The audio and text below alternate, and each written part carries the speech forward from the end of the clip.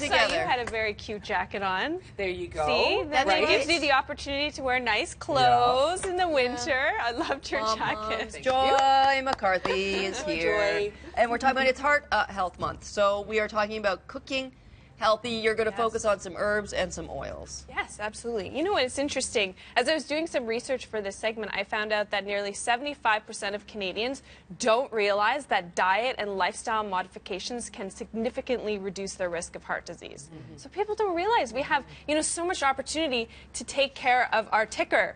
And, if we have family that has heart disease, it doesn't necessarily mean we're going to end up having heart disease. So fresh herbs, I would have loved to actually bring this in a beautiful salad, but anyhow, we have 4 different fresh herbs that are really good for heart health. First of all, parsley is a good source of folic acid. And folic acid helps to lower homocysteine, which can lead to heart disease, and that increases inflammation. I think parsley is such a throwaway herb. It's always It's kind of on the garnish. side of It's not something. like decorative, but there's Yeah, actually me too. some Yeah. Yeah, nutrients it's super there. yummy. Juicing with parsley is good. I like, if I'm making a nice big salad with crunchy vegetables and I toss in some chickpeas, then chop up some parsley. It really adds like such a nice flavor profile. And then basil is chock full of heart healthy nutrients like vitamin A, vitamin C, potassium, and magnesium, which are so important for the actual heart function.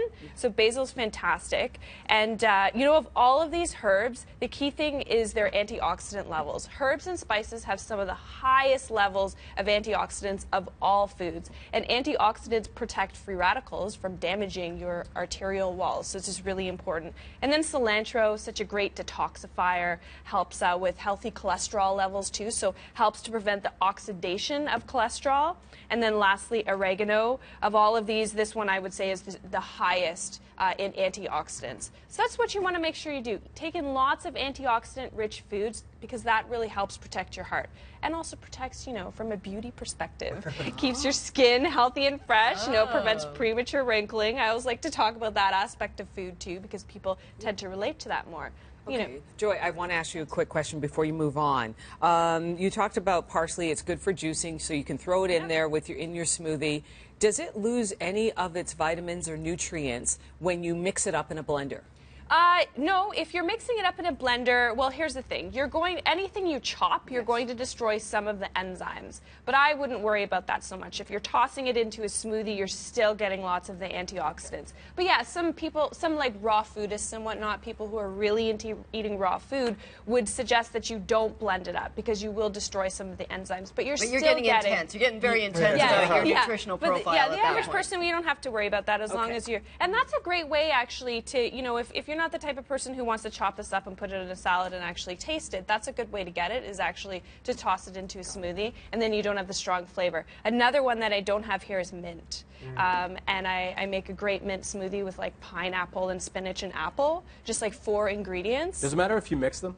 No, or do you not at like all. to keep them, one at a time totally to sort of mix get them. the most value? Yeah, but the idea is to have them fresh. Right. If you're making a casserole or a soup and you toss in some parsley and then you cook it for an hour, then, you don't have the same nutritional benefits. So having it fresh is definitely best. Okay, and then the oils. There's always something about, like, the heat zone, like how high smoke you can... point. So there's a lot of confusion around what oils are best to cook with. So my favorite oil for cooking is coconut oil because it has a higher smoke point. It's very stable. The other thing with coconut oil is it's a really good fat. It's a medium chain triglyceride, and your body actually likes to use this fat as a source of energy as opposed to storing it on your belly, hips, and thighs. Oh, now, if you don't want sort of a coconut flavor, then also there's nothing wrong with ghee. So ghee is actually clarified butter. Make sure you get organic, so less toxins.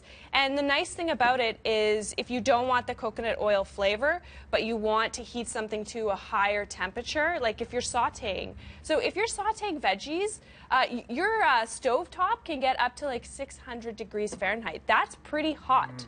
So you want to make sure you use a safe oil because if you're using a liquid oil, there's some liquid oils that you see at the grocery store, and people, we have it in our heads that we should be heating those to a high temperature, but actually they have a very low smoke point and they oxidize very quickly, and that's really bad for our heart because sometimes we think ghee, well, that doesn't make sense for for a healthy heart. Why ghee instead of butter? Just yeah, so I have butter here too, but butter doesn't have as high of a smoke point as ghee.